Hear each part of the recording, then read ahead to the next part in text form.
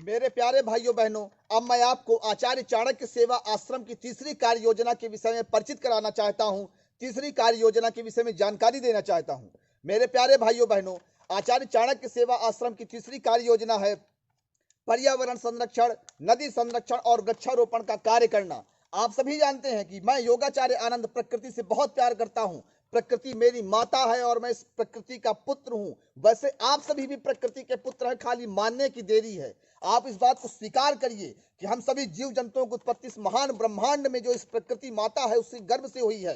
तो हमारा एक कर्तव्य बनता है कि हम धरती माता की रक्षा के लिए, प्रकृति की रक्षा के लिए कुछ सहयोग करें, कुछ काम करें। मेरे प्यारे भाइयों बहनों, प्रकृति माता के सहयोग के लिए आवश्यक है कि हम जल, थल, अग्नि, वायु, पानी, इन सब को हम प्रदूषित होने से बचाएं, इनके प्रदूषण को रोकें, इनका संरक्षण करें, खूब ज्यादा से ज्यादा पेड़ लगाएं, नदियों में जो नदियों की शुद्धता बनी रहे, पवित्रता बनी रहे, इसके लिए हम लोगों में जागरूकता पैदा करें। मेरे प्यारे भाइयों बहनों, इसी के साथ हमें पेड़ बहुत ज्यादा मात्रा में लगाना चाहिए। सभी जानते हैं कि पेड़ से हमें क्या प्राप्त होता है, फिर भी मैं आपको बता देता हूं कि पेड़ से हमें शुद्ध प्राणवायु ऑक्सीजन गैस प्राप्त होती है, जो हमारे सांस के लिए आवश्यक है।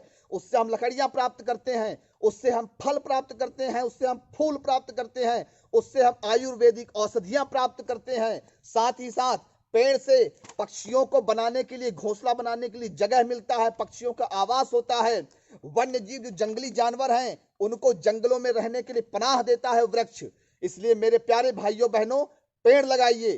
पेड़ लगाना कोई सेवा का काम नहीं है, पेड़ एक पुरस्कार प्रदान करता है। हर सेवा के बदले में पेड़ पुरस्कार प्रदान करता है। आचार्य चाणक्य सेवा आश्रम आपसे अनुरोध करता है कि कृपया पेड़ लगाने के काम में हमारा आप सहयोग करिए।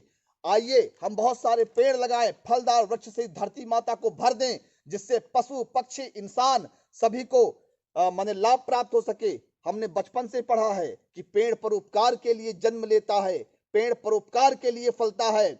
उस पर पत्थर मारो तो वो मनुष्य को फल देता है। लेकिन हमने क्या किया है, पेड़ काटने का कार्य किया है, जिससे आज ये स्थिति पैदा हो चुकी है कि पूरे देश में, पूरे विश्व में आज बहुत सारे जीव जंतु विलुप्ति के कगार पर पहुंच गए हैं, क्योंकि उन्हें जंगलों में खाना नहीं मिल पा रहा है, उन्हें मतलब उनके लिए पर्याप्त मात्रा में भोजन नहीं मिल पा रहा है। इसलिए आइए संकल्प करते हैं कि हम बहुत सारे पेड़ लगाएंगे। साथ ही मैं आपको एक और पते की बात बता दूं, बिजनेस की बात बता दूं, पेड़ लगाना कभी सेवा नहीं होता साहब, पेड़ लगाने से हमें मेवा की प्राप्ति होती है। मैं उदाहरण देता हूं कि एक फलदार पेड़ अर्थात आजकल जो हाइब्रिड आम आए हैं, एक आम का पेड़ आप लगाएंगे तो धरती माता की सेवा हो गई, जीव जंतुओं की, प्रकृति की सेवा हो गई। साथ ही उसके जो फल उत्पन्न होते हैं उसको आप मार्केट में सेल करके बहुत सारा पैसा कमा सकते हैं। कहने का मतलब यह है कि कोई 1 एकड़ में अगर खाली आम के पेड़ लगा दे तो वो इतने सारे फल प्राप्त कर सकता है कि एक आदमी की बेरोजगारी, 2 आदमी की बेरोजगारी दूर कर सकता है।